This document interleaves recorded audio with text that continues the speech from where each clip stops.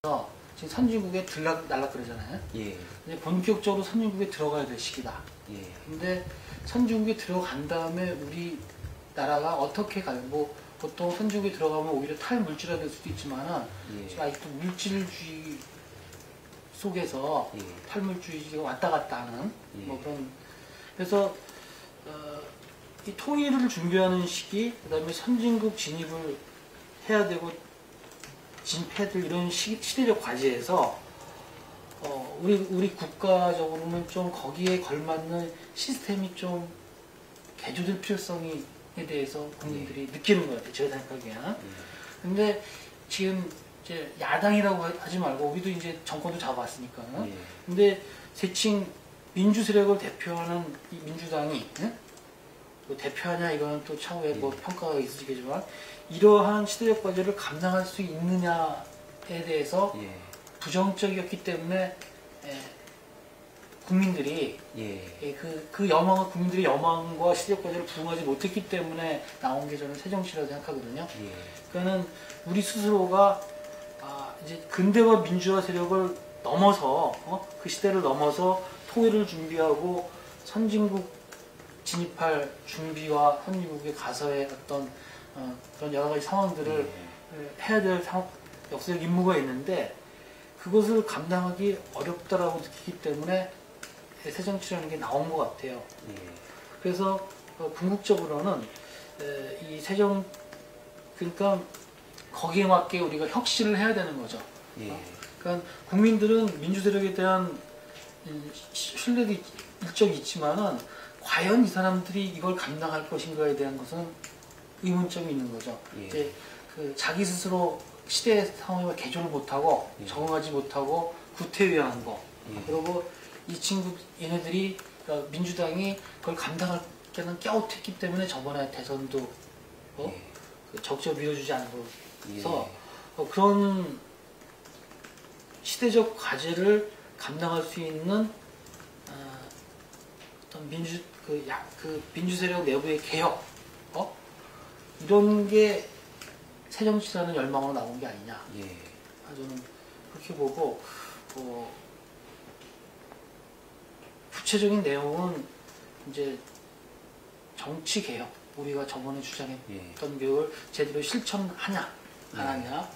그다음에 진영 논리를 뛰어넘는 저는 그 독재 시절에 투쟁하는 야당이 아니라 실력 있고 협상하고 타협하는 대안을 내고 실질적으로 행동하는 그런 정당을 원하는 열망 속에서 새정치가 나왔다 보고 이번에 창당과 합당은 그런 그 국민적 열망에 대한 우리 나름대로의 응답인 거죠.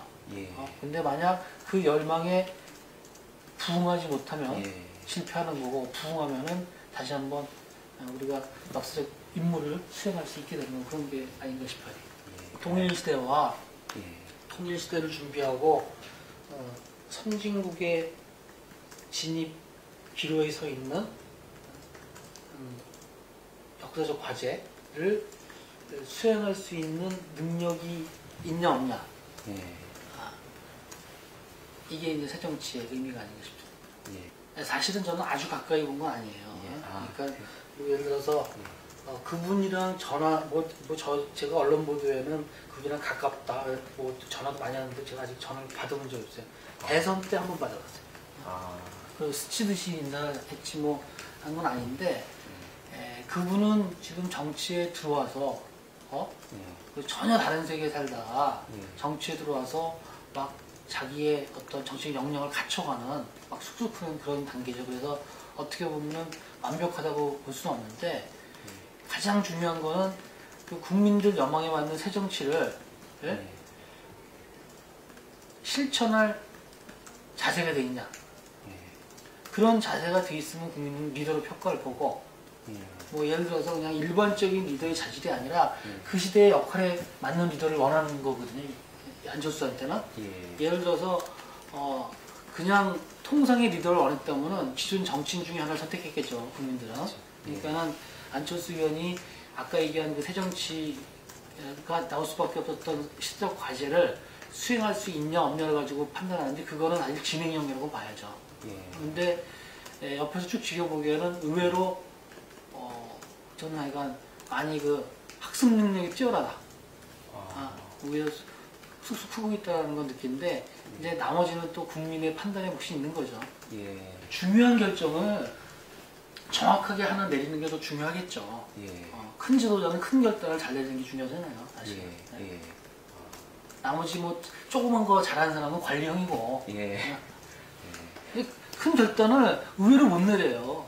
그러니까 이번에 김한길, 안철수 리더십이 돋보이는 거는 아무도 예측 못한 거예요. 그렇죠. 이렇게 갑자기 튀어나왔죠. 그러니까는 두 분에 대해서는 그래도 점수를 줘야죠. 의원님도 전혀 아침까지는 아니. 감은 약간 잡았어요. 근데 저도 그 작업에 직접 참여한 게 아니라서 몰랐어요. 김한길 대표가 너무 지혜롭게 하셨어요. 예를 들어서 사전에 그 초선, 재선, 뭐 다선 의원분들을 모셔다가 통합이 필요하냐 안 필요하냐 이렇게 한번 던져봤다고요. 그러면 다 필요하다고 시기적으로 왔다 갔다 하겠지만은 그렇기 때문에 내부에서는 그 대충 공론을 그러니까 자연스럽게 그 이전에 다 정리가 된 거예요. 그걸 반대하는 사람은 없었다고요. 그러니까 그 공론화 되기 때문에 나중에 반대가 없는 거죠. 근데 시기가 이렇게 빨리 올 줄은 사람들이 다 예상을 못 해가지고 놀랐을 뿐이지. 근데 참 그게 딜레마죠. 큰 결단이 민주적으로 과연 나올 수 있을 것인가. 그래서 만약 예를 들어서 비밀 얘기도 필요한 거 아니에요? 그렇죠. 근데 민주외교 라는 건 잘 안 되잖아요. 그렇죠. 그 다음에 뭐 큰 결단이 과연 민주적으로 나올 수 있는지 또 다른 문제예요. 그러니까 물론 섭섭하신 그런 거 있지만은 또 그 이 문제의 중요도나 아니면 문제의 성격상 그럴 수밖에 없는 부분을 이해할 수밖에 없는 거 아니겠어요? 아까 말씀드린 시대적 과제를 그러니까 수행할 수 있는 능력이에요. 사실은 혁신안들 내용을 다 보잖아요. 예전에 안 나온 건 거의 없어요. 근데 실천을 안 해서 문제예요. 그렇죠. 근데 국민들이 보기에는 그거를 실천하냐 안 하냐의 문제고 그리고 실천할 만한 신뢰가 있냐 없냐 이거 아니겠어요? 그리고 박정희 대통령이 당선된 것도 사실은 경제민주화를 가져갔지만은 우리보다는 그쪽이 신뢰가 있기 때문에 됐다는 게 통설이잖아요. 그 민주당이 신뢰가 없는 거지. 근데 그 신뢰를 얻어오고 실천하냐 행동하냐 이 문제 아니겠어요? 근데 이제 맨 처음에 구성할 때 저희는 이제 그 안철수 위원장이 그런 표현을 해요. 죽비. 그러니까 지금 상황에서는 어떤 국민의 요구를 우리가 수용하는 모습이기 때문에 새정치도 예를 들어서 뭐 안철수 혼자 그려 나가는 건 아닐 수도 있어요. 그러니까 국민이 요구하는 시대 과제를 실천하고 정치 개혁을 실천하고 뭐 이런 거기 때문에 꼭 안철수 의원한테 다 나올 필요가 없는 거고 그렇다면 그 내용도 국민의 입장에서 나오는 거고 우리는 수용하자. 그렇기 때문에 아까 말씀드린 그런 위험성에도 불구하고 그런 거를 채택하게 된 거죠. 지금 제 생각에 문재인 후보와 안철수 후보는 좀 달랐을 거예요. 지금 우리 민주당과 안철수 후보 다른 정도 더 이상으로. 근데 그때는 어떤 그 가치의 통합을 얘기할 수가 없었죠.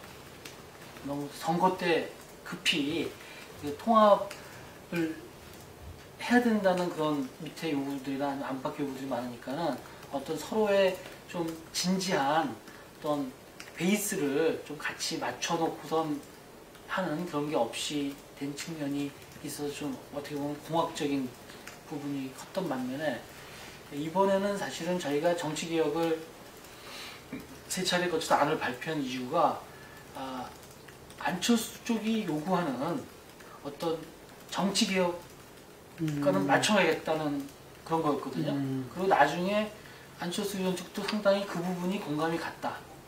그리고 가장 그 대미는 무공천이었죠. 그러니까는 서로의 어떤 상당한 가치의 접근, 그리고 기본적인 신뢰가 형성이 된 거죠. 그 다음에 나머지도 여러 가지 다른 면이 있지만 그렇기 때문에 어떤 그때보다는 더 가치가 접점이 되는 과정이 있었고, 그 다음에 어떤 신뢰도 더 형성이 되는, 그리고 그러다 보니까 더 진지해지는 측면이 있죠. 그때는 막 시간이 쫓기고 그러다 보니까 그런 차이가 있던 것 같아요. 저는 아직까지는 보수적으로 봐요. 그러니까 한 40대 우리가 35%, 34%, 5%이 정도가, 그러니까 뇌관은 제거한 거죠. 일단 선거 구도상 뭐 내가 다 나왔으면 전패인데 그건 제거했지만은 전체적으로는 우리가 지고 있다. 근데 지금 데이터상으로 그게 맞고, 그리고 뭐 일부 과학자들이 낮게 나오는 것도 어떻게 보면은 현역치고는 그렇게 우울하지 않은 데도 있고, 많은 차이가 많이 나요. 그러니까 앞으로 그렇지만 이제 냉정히 얘기하면 서로 안심할 수 없는 정도는 된 거예요. 서로가. 그래. 그러니까 이제부터 이제 얼마만큼 우리는 안철수 의원에 대해서는 국민의 신뢰가 있었지만은 우리는 없는 상태에서 붙었잖아요. 그러니까 국민이 아직도 우리를 완벽하게 신뢰하기는 좀 애매하게 지금 보는 게, 좀 합쳤으니까 합친 정도는 괜찮은 것 같은데, 뭐 그렇다고 얘네들이 뭐 확 바뀌겠냐 이런 아직도 갸우뚱하는 게 있거든요. 그러니까 이것을 얼마만큼 우리가 불식시키고 그 다음에 국민의 신뢰를 또 얻어나가냐, 이 짧은 기간이지만 이 게임 속에서 이제 풀리겠죠. 그러니까 저는 대체적으로 그쪽도 안심할 수 없고 우리도 안심할 수 없는, 전체적으로 약간 우리가 분리하다고 이렇게 보고 있죠. 그건 당연하죠. 그러니까 저는 이번 대선이 국민들 입장에서는 진짜 볼만할 거리가 많은. 왜냐하면 저쪽도 중심 차출을 다 해서, 그러니까 실제로 저쪽도 전략이라는 측면에서는 승리를 해서 대선 논란을 불식시키겠다라는 자세로 중심 차출을 최대한 하는 거고, 우리도 당이 가장 어려울 때라고 판단되기 때문에 차기 기존 대권 주자들이 차기에 대한 공간으로서 활용할 수 있는, 그래서 진짜 정말 흥미진진한 게임이 되지 않겠나. 절실함이죠, 절실함. 그러니까 어떤 제대로 정치를 보는 사람이라면은 왜 새정치가 일어났는가, 그리고 민주당이 왜 이렇게 추락하는가. 이 때문에 결론은 국민의 눈높이에 맞는 정치를 실천하고 신뢰를 받는 거거든요. 그렇기 때문에 통합이 된 거는 그런 절실함이 있었기 때문에 된 거고, 그런 절실함이 지금 당분간은 저희 동력이 되는 거죠. 전혀 결정된 건 없어요. 근데 이제 지금 어느 정도까지를 가져가야 될지도 이런 거 결정 안 됐지만은 근데 아마 전당대 지방선거 말고 7.28이 또 있잖아요. 네, 보궐선거. 그 이후 정도 안 될까, 저는 개인적으로 그냥 감으로, 공식적인 건 아니고. 좋죠.